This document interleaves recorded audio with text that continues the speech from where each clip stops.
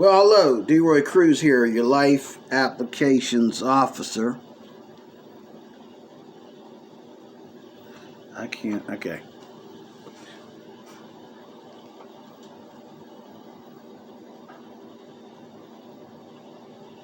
Those are seconds, I guess. Why my sweet rolls are baking in the oven. I haven't done any videos for a while. It's because I'm bored. I'm bored with this channel. I got better things to do than argue back and forth with atheists. And this channel is probably going to be redone completely one of these days soon when I figure out what I want to do with it. But I've been spending more time on Facebook, and I've been spending more time on my other two channels, trying to give them some revenue, because they're more important. One channel speaks to the Christian community. The other channel speaks to the Christian standpoint in art and music, and the finer things in life. And this channel here speaks to the non-Christian. But the problem with that is that in my speaking to the non-Christian, I become very democratic when I speak to the non-Christian. On this channel, I tend to look at it like it's all about Christian persecution. And that's getting a little bit old for me, because Christian persecution is normal. We wouldn't be Christians if there was no Christian persecution. So that's not even an argument. That's not even a defense. I don't need to defend myself from Christian persecution. It's going to happen, or I'm not a Christian. Okay? But what I do think that I want to say tonight real quickly is shame, shame, shame. Shame on you. Shame on what's going on in this country right now. Shame on false religion. Shame on the sexual revolution. Shame on the new family structure. Shame in our public schools. Shame even in our military. Shame in our White House. Shame on the Christians. Shame on the atheists. Shame, shame, shame on all of y'all. One, because first of all, the church has become a bunch of sissies and are afraid to stand up and be the church. But that's about to change, because Christian persecution is about to blow the lid off of who's really a Christian and who's not. Y'all ain't going to be able to hide behind, you're either going to be, when by the time Joe Biden, and I'm not even trying to get into politics, but I'm talking about the time. By the time Joe Biden is finally out of office, you ain't going to have to pick anymore. It's going to be clear as day what side you were on, because you're only going to have one choice. There's not going to be no We have the emergent church. We have the organic church. We have the sleeping church, the lukewarm church, the hot church, the cold church. No, there's only going to be one. Everybody, I got to go check my biscuits or my rolls. I'll be right back. Whew.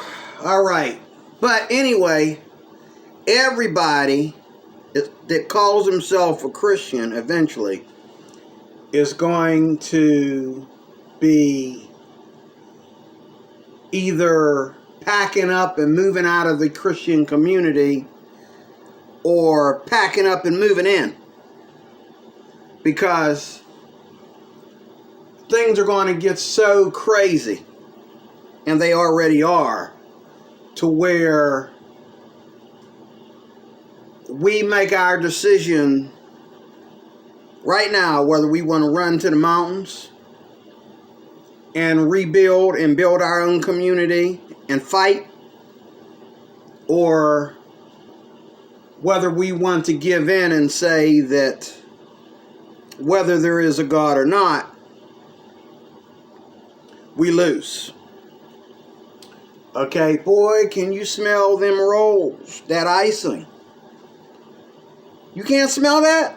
You should be able to smell that right through this new camera. And that's the only reason why I'm doing this video, because it's 1 something in the morning on that clock over there.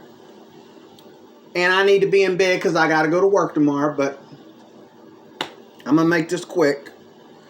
But anyway, so let's start off with the church.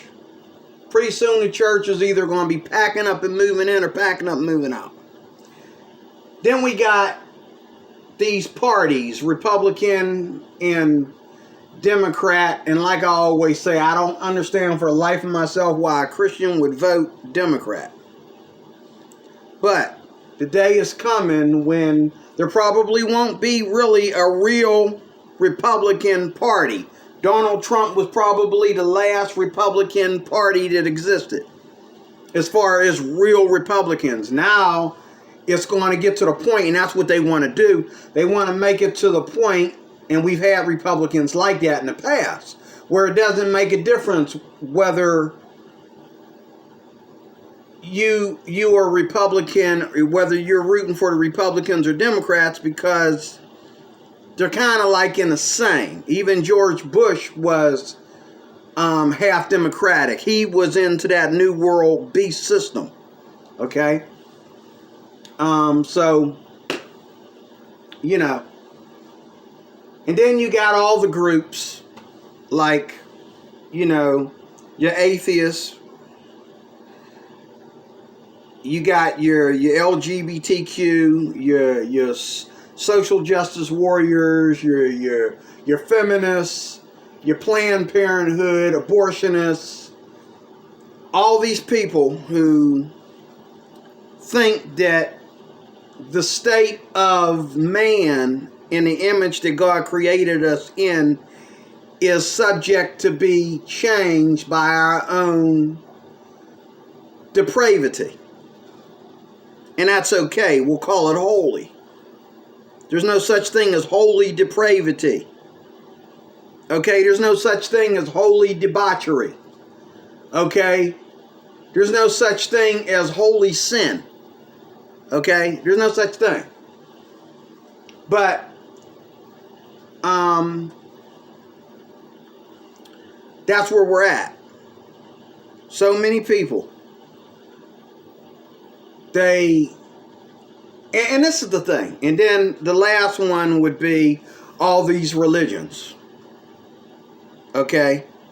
All these religions. And this is my message and this is my confusion with all of y'all.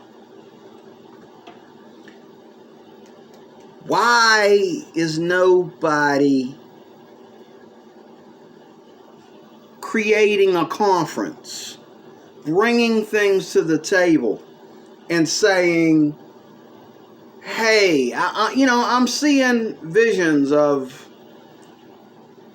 and I'm gonna put it when I start my graphic novel career in the near future, this is going to be in it. But I see these visions of all the world leaders together, all the religious world leaders together. Excuse me. And they sit down and talk about what is truth in a spiritual community or in the religious community. And I see the vision of them understanding the one that died and came back to life for real. The one that died and came back to life for real, regardless of what they said about him and what they say about him right now. The one that died and came back to life, he is the King. He is the Savior. He is the chosen one. And I see that. But I see that in a dream, a vision. I don't know if it's going to happen. It is somewhat biblical. So it might happen, but not happening in the way I'm seeing it or wishing it to happen. Not literally that way, but it is going to happen. Like I said, those that are ready to get serious and have lost it all for what they believe, moving in, and those that don't care, or those that are afraid, those that are chicken and cowardice, moving out, giving in.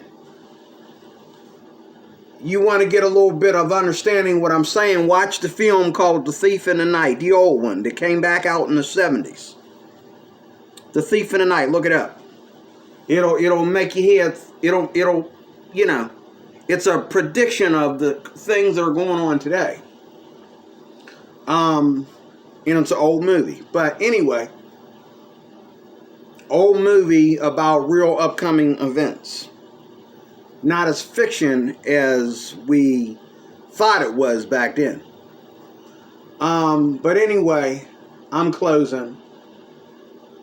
My question to you is, why are people not sitting down at a table and debating what really needs to be debated? Why are people not doing research and homework on these things? I could do more research and homework myself when your research and your homework proves me wrong. Again, I could be well-to-do, and I have done more research and homework myself when your research and homework proves me wrong. So far, your research and homework has done nothing but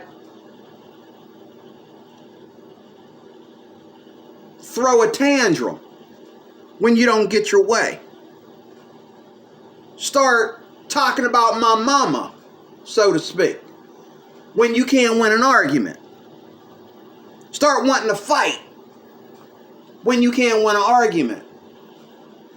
And just because somebody can't win an argument, that's not a reason to throw a tantrum. That's not a reason to get physical. And just because somebody says something that you might find a bigot, bigotry, or you might find it, in your culture, in your upbringing, you might find it an attack. You might find it worth jail time, worth a slap in the face, worth a kick in the groin, whatever. That's not a reason to put your hands on somebody. And I'm just using that as a figure of speech.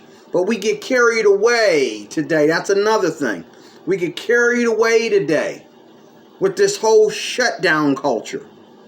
Shutdown culture. Where people don't agree with you, they'll just shut you down.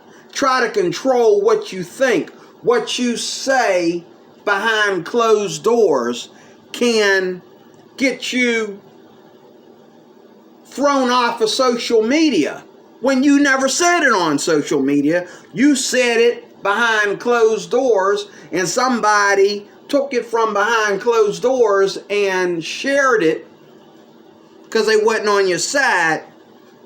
And you got people out there that want to rob you of everything and strip you of everything to get even with you, and they don't even know you. You don't even know these people. But they want to strip you of all your rights and everything you have and ruin your career and everything because they feel that you have no right, even in private,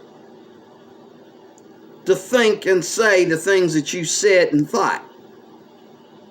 Okay? It's crazy. It's absolutely crazy. But I'm going to stop there. When are we going to sit down? Because we care. Because we really care about the country.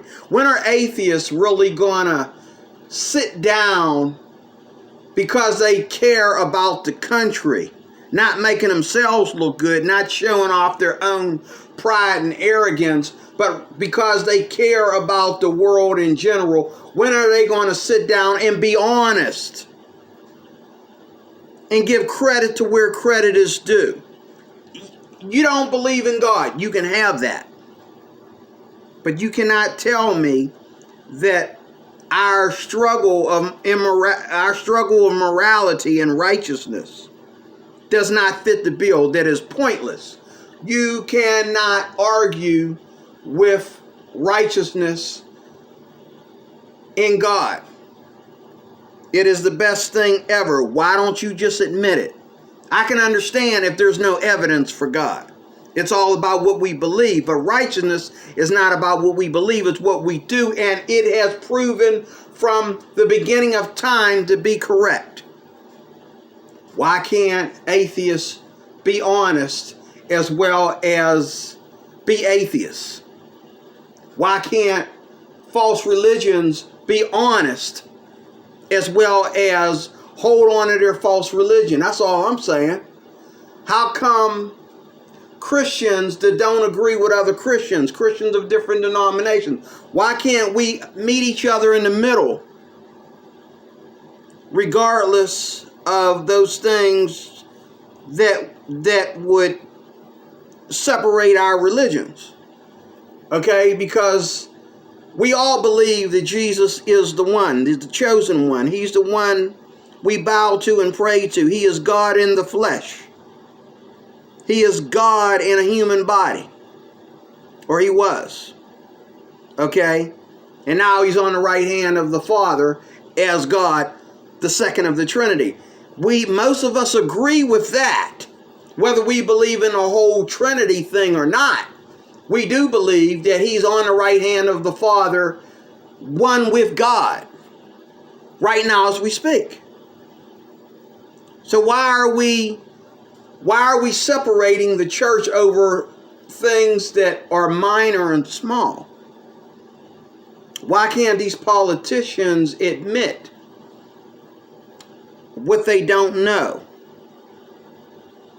Why can't they study things out? And why are they afraid to say no sometimes? Because there's no proof that what you want to do is good.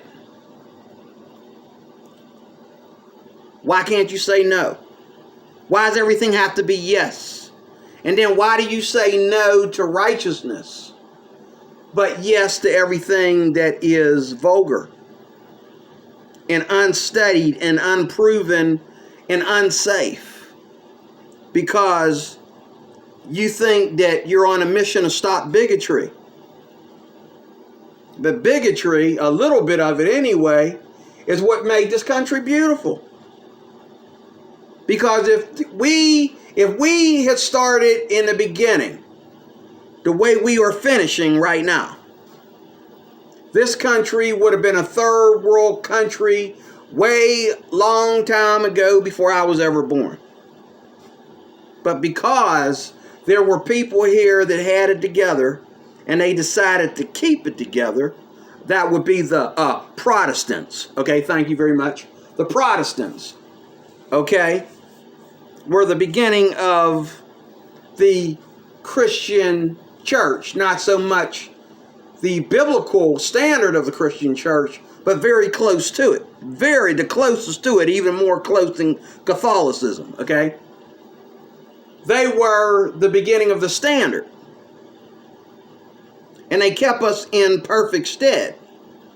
And even the atheists and all the false religions and that had respect for that a long time ago, but now it's all abolishing. And like I said, if we had done a long time ago what we are doing now, we would have been a third world country by now. But anyway, I'm D-Roy Cruz, your Life Applications Officer. I'm going to eat me some rolls and have a good time, have a cup of hot chocolate before I take off and go to bed, get up early in the morning, and get back to the grinding mill. Thank you for watching. Leave a comment, like or dislike. But don't hate. Don't hate. Don't hate. You already won. You got the man in office that you wanted in the office. He's in there. He's taking your jobs. If you ain't an entrepreneur, you're going to suffer. He's taking your job. He's taking your taxes. He's taking everything. This is what you wanted. Okay? He's taking your right to religion and your rights to everything. He's taking it all from you. Okay? He don't care. He just, what am I signing? Okay? This is what you wanted. So, why you hating? You don't need to hate anymore. It's a new era. Let's see what you're going to... Let's see you do the mature thing and work without hating. Okay? I gotta admit, though, things have been a little wee bit quiet lately. A little bit too quiet for my taste. But also a little bit too hateful for my taste, as usual. God bless you, D-Roy Cruz, your Life Applications Officer.